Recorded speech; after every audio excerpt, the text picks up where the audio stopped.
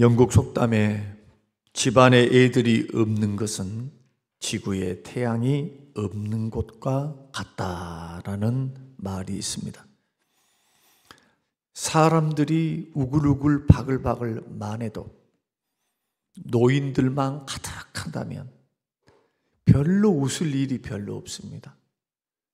그런데 그 가운데 어린 아이 하나만 등장을 해도요, 옹알옹알옹알거리고 기어다니고 인사하라 하면은 안녕하세요 하고 똑바른 발음도 아니지만 그렇게 인사를 하고, 인사를 안 하고 쌩 하고 가버리면 부릅니다.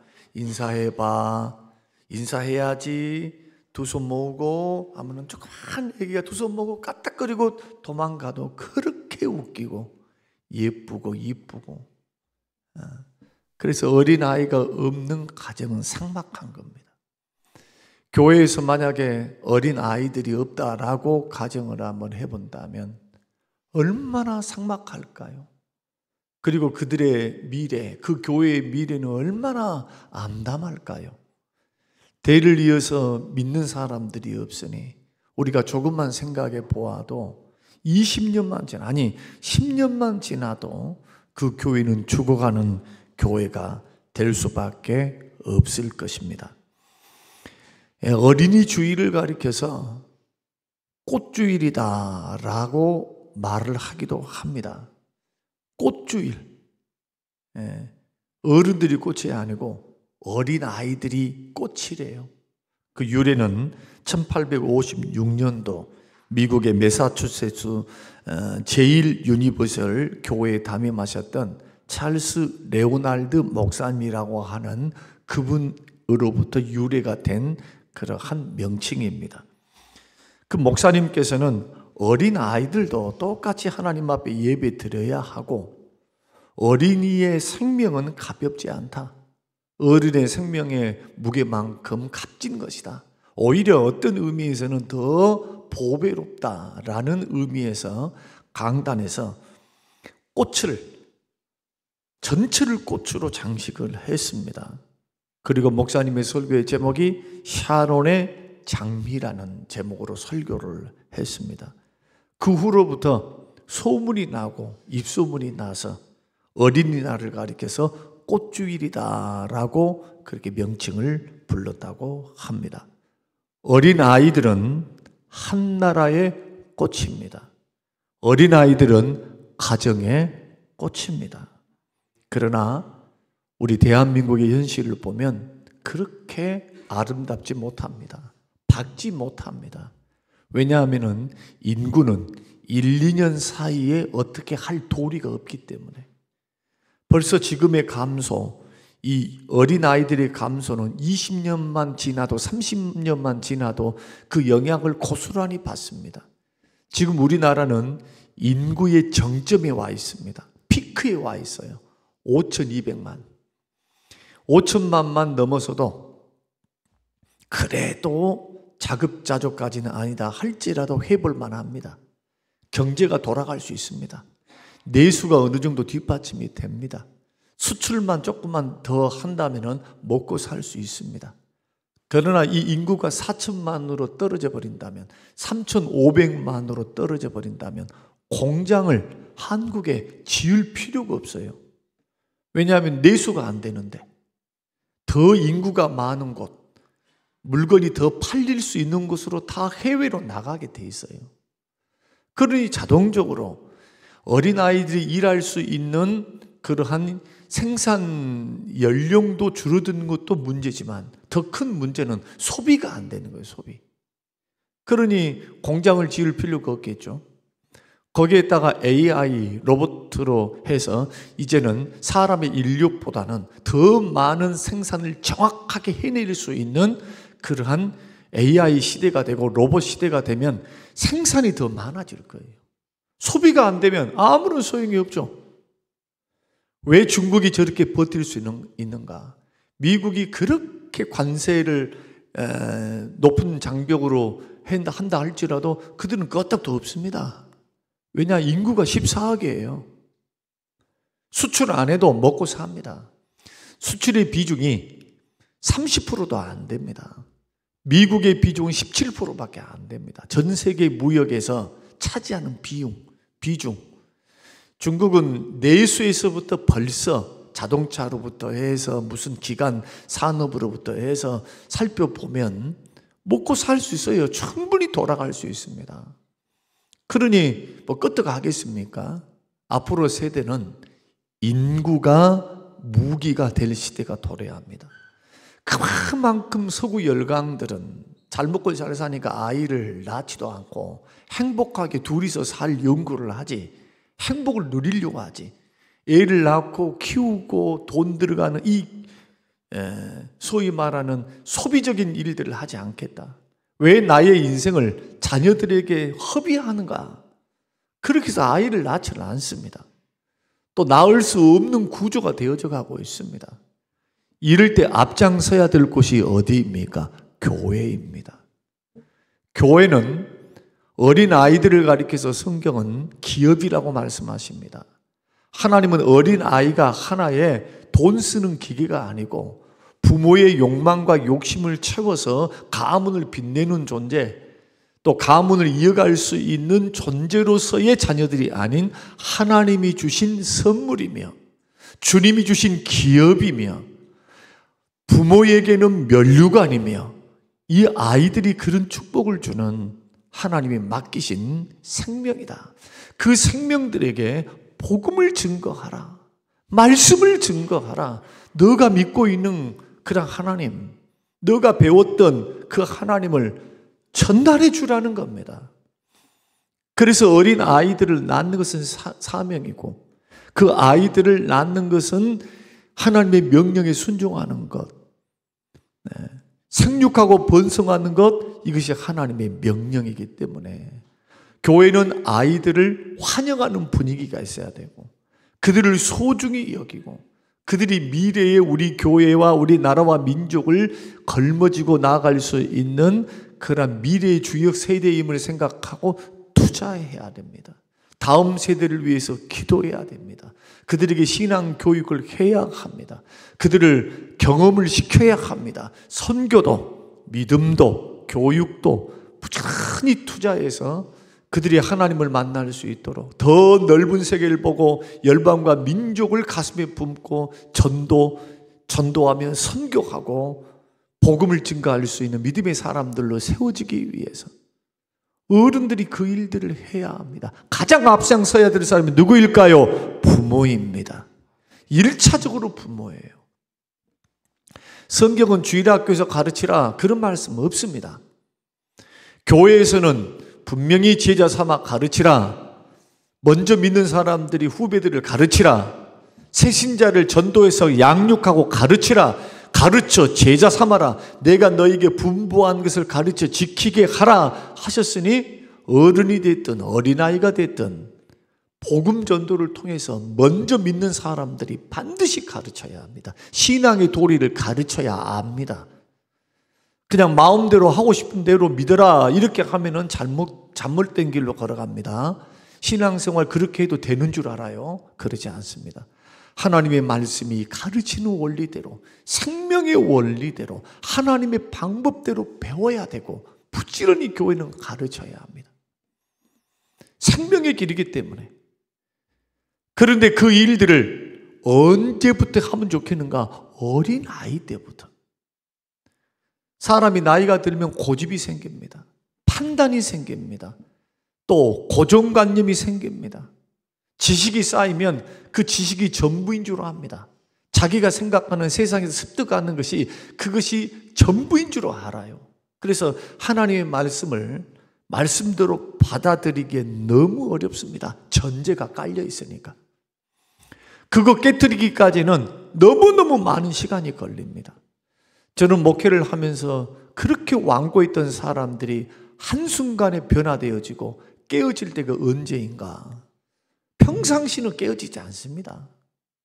사람들 마음이라고 하는 것이 쉽게 변화되고 생각과 발상의 전환이 오는가? 그렇지 않아요. 계기가 있어요. 계기. 자기 인생을 자기 힘으로 살고 행복하게 살고 행복만 꿈꾸고 살다가 이렇게 살면은 나는 분명히 장밋빛 환상 그 속에서 나는 행복하게 나는 살 수 있을 거야 라고 생각했던 사람이 그렇게 걸어가요. 하나님 도움 없이도 나는 얼마든지 걸어갈 수 있어. 내가 노력하면 성공할 수 있고 내가 마음만 먹으면 할 수 있어. 이렇게 생각하면서 걸어가지. 사람이 의지가 약하게 나약하게 나는 못해 나는 힘들어 이렇게 하며 걸어가는 사람이 얼마나 있을까요? 해보려고 하는 거죠. 그런데 세상의 장벽이 그렇게 낮은 것이 아닙니다. 세상에 죄도 많습니다. 나보다 더 잘난 사람도 많습니다. 세상은 급변합니다. 급변하게 돌아갑니다. 경제는 발전합니다. 세대는 너무너무 빨라요. 세대 차이가 너무너무 빠른 시대에 살고 있는 겁니다. 정보는 무수하게 쏟아져 내리고 있습니다. 선별해야 할 지혜가 필요한 시대가 되었습니다. 이런 모든 것들을 한번 감안해서 생각 한번 해보세요. 어떻게 우리 같은 촌부들이 우리같이 연약한 사람들이 이 험한 세상 밥이나 먹고 살 수 있겠는가? 그렇게 어렵고 힘든 것이 인생살이.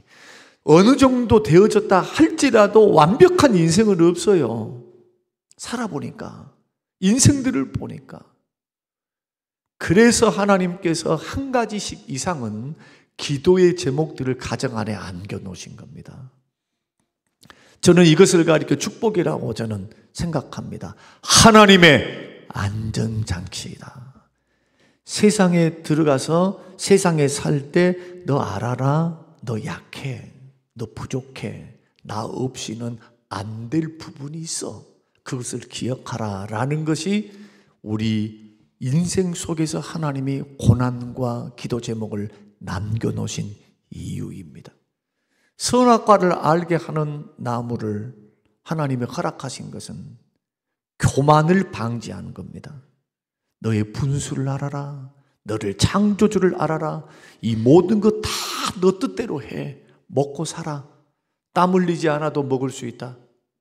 내가 해놓은 것 누리고 살아라. 나와 함께 교제하고 살자. 이 모든 것 너에게 줄게. 그러나 이것을 통해서 너는 피조물이며 너의 주인이 누구인지, 너가 누구에게 누구의 명령을 듣고 살아야 하는지, 누구의 힘으로 살아야 하는지, 누구의 능력으로 살아야 하는지 똑똑히 기억하고 살아라.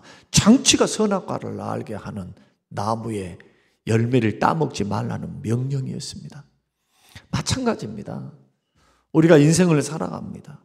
오늘날 우리의 인생이 우리의 뜻대로 다 잘 될 것 같지만 사람이 정말로 변화될 수 있는 인생의 발상의 전환, 마음의 전환, 그리고 인생을 새롭게 눈을 뜰 때가 언제나 고난을 당했을 때예요. 그냥 시시껄렁한 그냥 고난 말고 이 고난은 도저히 나의 힘으로 어찌할 수 없구나. 나는 정말로 살 수 없을 것 같은 그런 절망 속에서 사람은 비로소 하나님을 만나게 되는 겁니다. 이 정도로 사람은 고집쟁이에요. 깨어지지 않습니다. 고래심줄보다 더 질긴 것이 사람의 마음입니다. 그러한 사람들에게 복음이 들어가고 예수가 전부 되어지고 천국을 바라보고 영생을 바라보며 걸어가는 거 쉽겠습니까? 어렵지요. 어려워요. 그런데 하나님께서는 어린아이의 심령은 도화지와 같다. 어린아이들을 어릴 때부터 말씀에 주의 교양과 훈계로 말씀으로 가르치면 80이 되어도 하나님 떠나지 않는다. 그러니까 어디에 또 투자를 해야 하겠습니까? 어른들이 아니죠. 어린아이들이죠. 그 어린 아이들에게 복음을 투자하고 부지런히 가르쳐야 합니다. 여러분 어린아이 때요, 아무리 바쁘고 힘들어도 여러분 품 안에서 신앙교육을 해야 합니다. 여러분 인생이 복되기를 원하신다면 어린아이 때부터, 어린아이들 그 시절에서부터 부지런히 하나님이 살아계심과 주의 말씀을 읽고 기도하는 것, 하나님을 인정하는 것을 가르쳐 놓으면 그 기초 위에 자라기 때문에 사춘기가 들어서 방황은 할 수는 있어요. 정말 하나님이 계신가? 이렇게 내가 배운 것과 세상에서 배운 것과는 너무 다른데 하는 그런 부분들, 이런 것 때문에 혼란을 좀 가져올 수 있어요. 그러나 주님을 떠나지는 않습니다. 그리고 정상적으로 돌아옵니다. 돌아오고 세상에서 삶을 살아보면서 정말 하나님이 살아계시는구나, 하나님이 역사하시는구나, 하나님의 도움이 없이는 살 수 없구나, 이것을 체험하면서 인생길을 그렇게 걸어가게 되어 있어요. 그 심어놓은 말씀이 성령의 역사를 통해서, 그 말씀을 통해서 그 심령 속에 살아서 역사하시고 만나주시고 음성을 들려주시고 확신을 주시고 위격에서 건지시고 평안을 주시고 고난 중에서 견딜 수 있는 힘을 누가 주십니까? 성령께서 그가 들었던 말씀, 배웠던 말씀을 생각나게 하사 위경에서 건지시는 겁니다. 오늘 장로님께서 오늘 기도를 하셨는데, 영혼은 말씀이 들려야 변화가 일어나고 영혼이 살아나는 겁니다. 20년 30년 믿었습니다. 고마운 일이지만 말씀이 들리지 않으면 아무런 변화가 일어나지는 않습니다.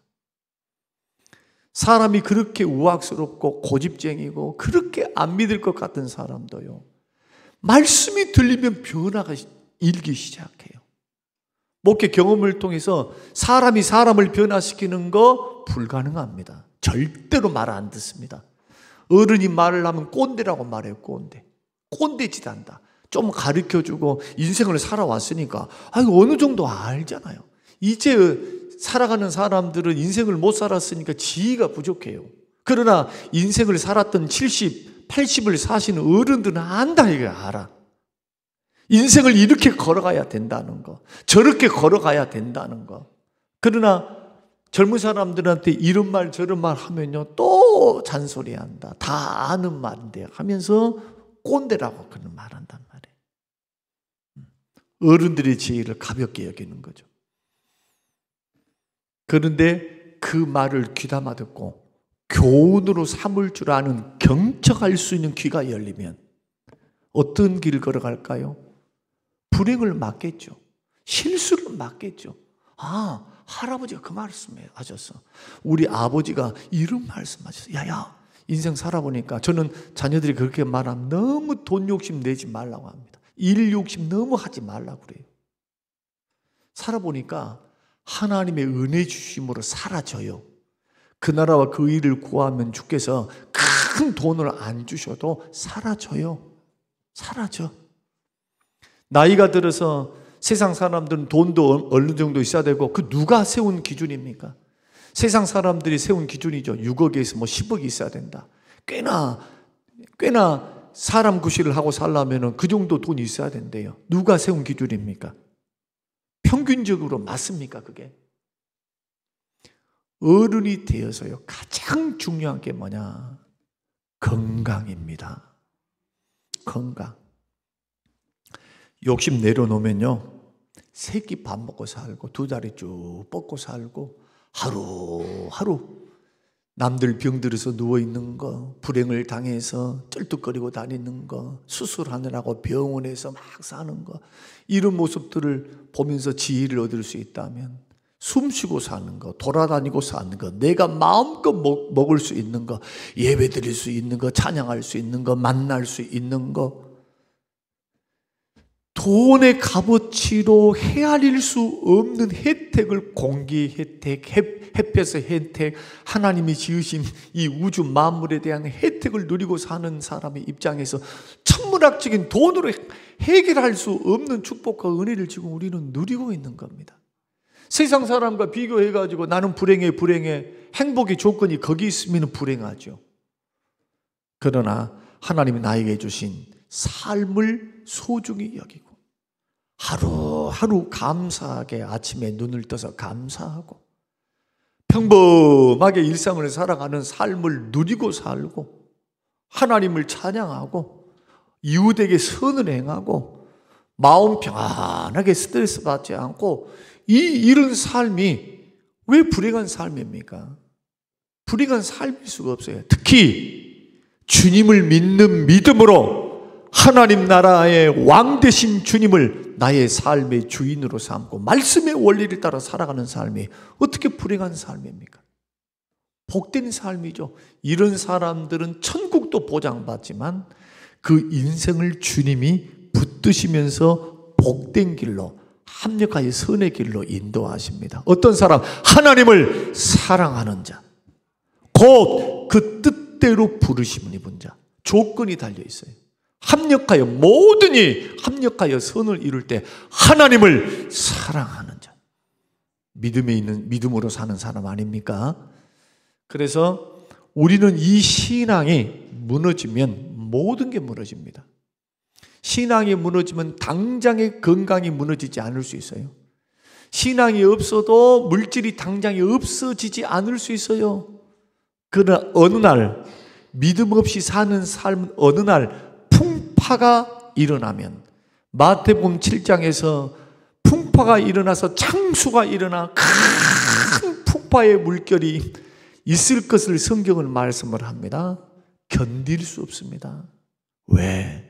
기초를 모래 위에 세웠거든요.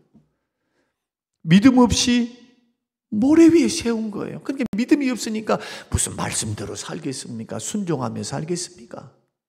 그러나 그리스도를 믿는 믿음 안에서 자기 인생을 하루하루 평범하지만 하루하루 기도하고 살고 말씀대로 살고 주를 의지하고 살고 주님의 뜻대로 살아가면 성령이 그 위에 있습니다. 여러분 꼭 기억하십시오. 성령님이 그 위에 있어요. 눈에 보이지 않지만 살아계신 성령님이. 성령 하나님이 그를 붙들고 계시는 거예요. 그런 사람을 어떻게 무너뜨립니까? 마귀가 어떻게 손을 댑니까? 성령님이 그 위에 있는데. 그래서 평상시 우리 어린 아이들에게 부지런히 말씀을 가르쳐놔야 돼요.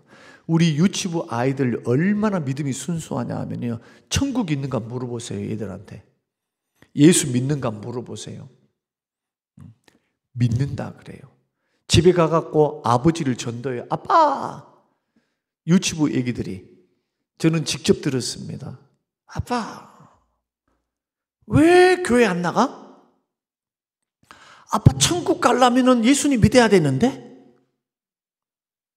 불신 아빠한테 가가지고 전도했는데 그 전도한 아빠가 교회를 나오기 시작해서 지금 한 8년 이상 되신 것 같아요. 어떻게 해서 나왔습니까? 하면 우리 아들이 계속 나만 보면 천국 가야 돼. 아빠도 천국 가야지요. 예수 믿으세요. 우리와 함께 천국 가게요. 하도 그랬다는 거예요. 그러니까 그 아빠 우리 아들이 가가지고 교회 가가지고 말씀을 들어서 선생님들한테 배운 거죠. 유치부 교사, 우리 권사님이 늘 가르쳤던 그 말씀들이니까 그것을 그대로 받아들이는 어린아이와 같이 믿어지는 거예요. 교육이 된 겁니다. 그리고 말씀을 들을 때 성령께서 가만 계시질 않습니다. 성령님이 그 마음속에 역사를 하십니다. 그러나 어른들은 때가 묻어요. 때가.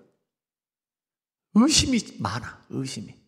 의심도 많고 희딱희딱 잘하고 보이는 환경이 막 좋지 않으면 뭐 원망도 하고 불평도 하고 막 못 살겠습니다, 못 지겠습니다 하지만 어린아이들은 그럴 필요가 없어요. 부모가, 든든한 부모가 있으니까 주시는 말씀 그대로 흰 도화지에 그려놓은 대로 그려지는 것이 어린아이들의 마음이더라.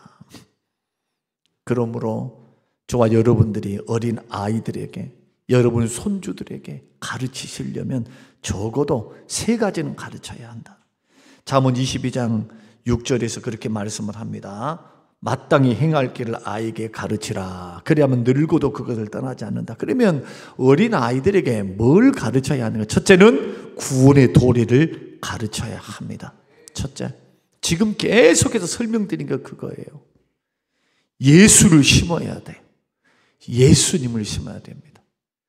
부모 죽어도 나 죽어 없어져도 끝까지 우리 자식들을 책임지시고 붙드시고 복을 주시고 위경에서 건지시고 갈 길을 인도하시고 천국으로 인도하실 예수 그리스도. 이번에도 강인순 권사님 94세, 한국 나이로 96세에 소천을 하셨는데 그 가문과 가정 두 딸밖에 없어요. 제가 들으니까 강인순 권사님께서 70년 이상을 홀로 지내셨대요. 6.25 동란 때 상병으로 남편이 그렇게 어르신이 소천을 하시고 그 후로부터 결혼도 하지 않고 두 딸 데리고, 두 딸은 유복자죠. 유복자. 어린 아이들이었고 뱃속에 있었고 그렇게 해서 70년 동안 홀로 있으면서 그 모진 세월을 겪은 건 아니겠습니까? 그러다가 예수를 만난 거예요, 권사님이. 그리고는 딸들에게 예수님을 증거하고 가르쳤는데 한 딸은 예수를 잘 믿어서 그 딸 밑에 있는 자식들이 다 예수를 믿어요. 그러나 둘째 딸은 안 믿습니다. 아직까지 복음이 들어가지는 못했어요. 그러니 그 후손들도 그 자녀들 다 안 믿어요. 그래서 장례 예배를 딱 들어가서 딱 보니까 두 패로 나누어졌다기보다도 분위기가 달라요. 달라. 분위기가 달라. 설교를 하고 같이 말씀을 나누고 할 때 천국을 확신하고 영생을 확신하고 예수를 믿기 때문에 다시 만날 소망을 가지고 희망을 가지고 천국 환송식을 하는 거고, 한쪽에서는 있는가 없는가 죽어봐야 아는 것이지 도대체 모르잖아요. 어떻게 될지 그저 좋은 곳으로 가셨겠지 하는 생각을 갖고 있으니, 확신이 없으니 어떻게 오늘을 확신을 갖고 살 수 있겠습니까? 미지수죠. 퀘스천 마크. 인생이 뭐냐? 끝까지 풀리지 않는 질문입니다. 이것은 인생이 뭔가. 그러나 성경을 통해서 하나님은 명확하게 사람에 대해서, 죽은 이후에 대해서, 그리고 구원과 영생에 대해서 분명히 기록해 놓으시고, 예수님이 죽음을 이기사 부활의 첫 열매가 되셔서 사람이 죽고 끝나는 존재가 아님을 증명해 내신 겁니다. 우리는 이런 생명의 주님을 믿고 있습니다. 이 주님을 전해야 합니다. 어린아이도요, 예수 안 믿으면 천국 못 갑니다. 여러분 생각할 때 뭐 저런 어린아이들이 뭔 죄가 있다고 그런 심판을 받아야 하는가? 어린아이나 어린이나 똑같아요. 구원받는 도리는 예수 그리스도를 믿어야만 구원받아요. 왜냐? 어린아이도 태어날 때부터 죄악 중에서 태어납니다. 부모의 죄, 아담으로부터는 원죄. 그래서 성경은 어린아이들을 이야기할 때 성경은 이렇게 말씀을 합니다. 왜 구원을 받아야 하는가? 성경이 말씀하는 그런 말씀은 어릴 때부터 선하게 태어난 것이 아니라 죄 중에 태어난 것을 우리에게 말씀하고 있기 때문에, 계획하는 것, 생각하는 것, 이것이 어른과 같이 큰 죄는 아니다 할지라도 죄의 죄성에 기울어져 있는 존재, 이것이 해결되지 않으면 구원을 못 받아요. 그래서 어린 생명들도 예수 믿어야 되는 거예요. 그래서 어려서부터 예수 그리스도를 증거하는 이유가 거기 있습니다. 여러분, 구원의 도리 가르치시길 바랍니다. 어린아이들을 깨닫지 못할 것 같아요? 그렇지 않습니다. 어린아이들도요, 예수님을 깨닫고 믿고 받아들이고 예수님을 믿어요. 고백도 하게 돼 있어요. 꼭 기억하셔야 됩니다. 구원의 도리를 가르치라. 두 번째는 어린아이에게 인생을 가르쳐야 합니다. 도대체 바르게 살아가는 게 뭔가? 요즘 아이들은 핸드폰과 인터넷을 통해서 많은 정보를 받습니다. 비행 청소년들을 보십시오. 죄를 짓는 아이들을 보십시오. 어디에서 죄를 배웁니까? 못된 친구들을 만나서. 첫째. 두 번째는 인터넷, 핸드폰, 도박, 음란 사이트, 마약, 이런 본드 흡입 다 어디서 배웁니까? 못된 친구들, 그리고 무방비 상태로 놓여 있는 이 인터넷을 통해서 애들이 배우게 돼요. 그러니까 어릴 때부터 그것을 걸릴 수 있는 가치, 어린 아이들이 옳고 그름을 분별할 수 있는 가치를 뭘 통해서 가르치면 좋을까요? 성경을 통해서 가르쳐야 돼요. 성경을 통해서. 하나님이 기뻐하지 않는 것에 대해서. 제 어릴 때의 경험으로 보면은 엄마 아빠 말 잘 들어야 된다, 엄마 아빠를 잘 들어야 된다, 이런 강조점보다도 하나님께서 부모를 공경하고 부모에게 순종하는 것이 하나님의 뜻이며 하나님의 가르침의 명령이다. 하나님이 너가 부모님께 순종하는 것을 기뻐하신단다. 이렇게 가르쳐 놓으면요, 예수 그리스도를 믿고 그 주님을 따라가는, 날마다 따라가는 어린아이의 심령 속에 하나님이 기뻐하신 것이지, 그러니까 부모에게 순종하는 건 당연한 것이지만 자녀로서 이것이 하나님이 기뻐하시는 말씀임을 더 되새기게 되고 새기게 되어지면은 아이들이 곁길로 가지를 않습니다. 그리고 인격적으로 어릴 때 예수 딱 만나보세요. 인격적으로 예수를 만나면 뭐가 생기느냐?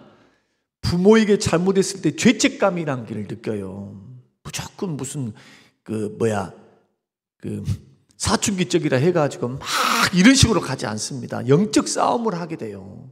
마음속에서. 이러면 안 되지. 하나님이 기뻐하지 않지. 하나님의 말씀에 이런 것은 죄가 되는 것이지. 제동장치가 하나 딱 걸리게 돼 있어요. 그래서 용감하게 죄된 길로 걸어가지를 못합니다. 그 속에 성령이 살아계시기 때문에 늘 마음에 죄책감, 뒤돌아서서 후회를 하고 그러지 말아야지 하면서도 호르몬 작용 때문에 곁길로 가다가도 말씀의 역사와 은혜의 역사 속에서 아이가 그 기간을 은혜롭게 지나가는 경향이 있다는 거예요. 그래서 어린 아이에게 첫째는 예수 생명을 증거해서 그 속에 예수님이 살아계시게 해야 하고, 두 번째는 하나님의 말씀을 통해서 인생의 바른 길을 가르쳐야 한다. 세 번째는 참된 축복의 비결이 어디서 오는가 가르쳐야 합니다. 돈만 많이 버는 거, 근데 감옥에 가. 돈은 많이 벌었는데 건강 돌보지 못해 턱하니 질병 걸려서 모든 인생 그냥 끝나버리게 생겼어요. 돈은 열심히 벌었는데, 돈은 많은데 잘못된 길 빠져가지고 마약에 중독이 되고, 돈은 많이 벌었는데 큰 가족은 돌보지 않고 바깥으로 나돌아다니는 애들이고 뭐고 그냥 완전 풍비박상되는, 이 다 뭡니까? 이게 축복 맞습니까? 감당하지 못한 축복이 축복입니까? 감당할 수 없는 물질이 물질입니까? 오히려 물질이 없었으면 좋을 뻔했어요. 그런 죄 안 짓게. 차라리 건강이 없을 뻔했으면 좋을 뻔했습니다. 더 큰 죄 짓지 않도록. 주님은 마태복음에서 너의 오른손이 죄를 범하면 찍어버려라. 오른손 없이 왼손을 가지고 지옥 가는 것보다 천국 가는 게 낫다. 막 일정한 몸으로 지옥 가느니 오른팔이 없어도 천국 가는 게 낫지 않냐. 오른발 왼발 하다 보면 다 잘라야 되겠지만 이 강조점이 뭡니까? 죄 짓지 말라는 거예요. 죄된 길은 절대로 흉내도 내서는 안 되는 겁니다. 구원받기 위해서요? 아니요.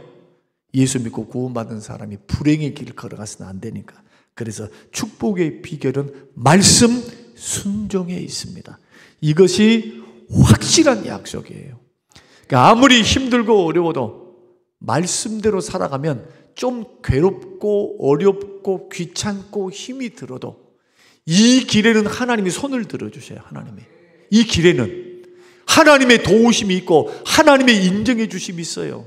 하나님의 역사하심이 있습니다. 그러나 죄된 길, 하나님 말씀 없이 그냥 불순종의 길을 걸어가 보세요. 성경 어디에서 그런 사람들에게 복을 줬단 말이 있습니까? 징계와 심판이 기다리고 있죠. 그래서 축복의 비결을 반드시 성경을 통해서 가르쳐줘야 한다. 이것이 우리가 어린 아이들, 우리의 자녀들, 우리의 손주들에게 할 수 있는 최고의 유산이다. 유산. 최고의 유산이 이겁니다.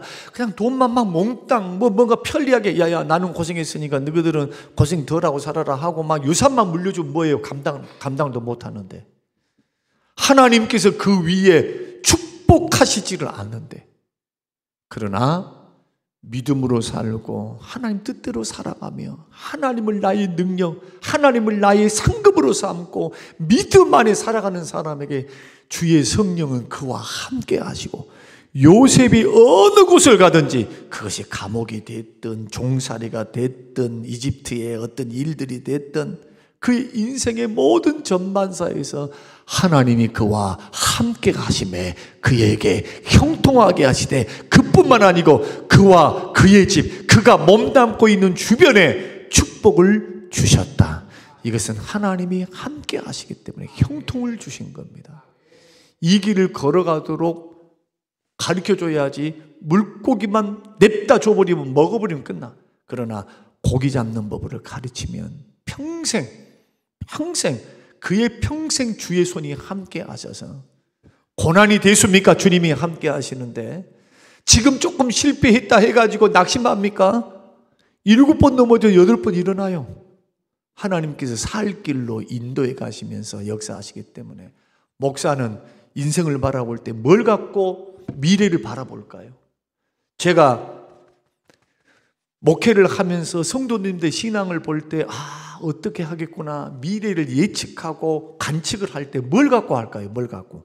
제가 점쟁이도 아닌데 지금까지 하나님을 믿고 어려서부터 믿어서 지금까지 내가 만난 하나님이 계시고 성경에 하나님이 계시고 지금까지 수많은 인생들을 봤어요. 목회를 하면서 수많은 사람들, 그런 사람들을 보면서 하나님이 살아계심이 분명한데 뭘 가지고 내다봅니까?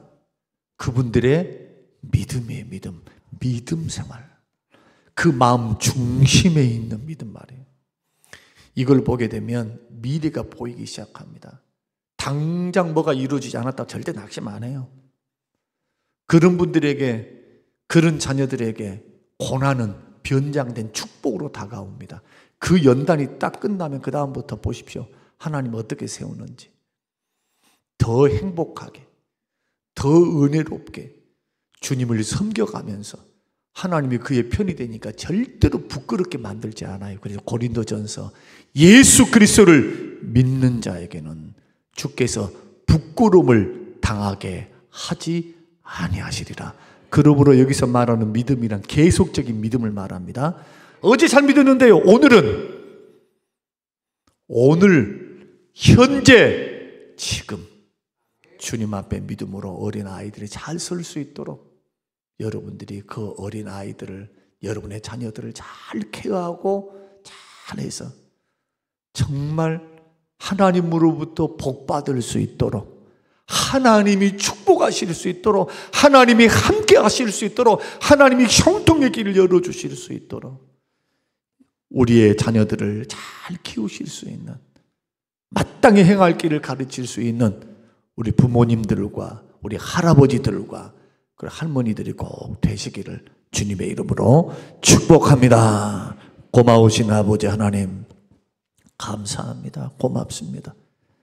하나님, 마땅히 행할 길을 잘 가르쳐서 나 죽어도 우리 하나님께서 우리의 자녀 손들에게 복을 주시고 은혜를 주시고 끝까지 책임져 주시는 축복과 은혜를 누리며 살도록 축복하옵소서. 감사드리오며 예수님 이름으로 기도합니다. 아멘.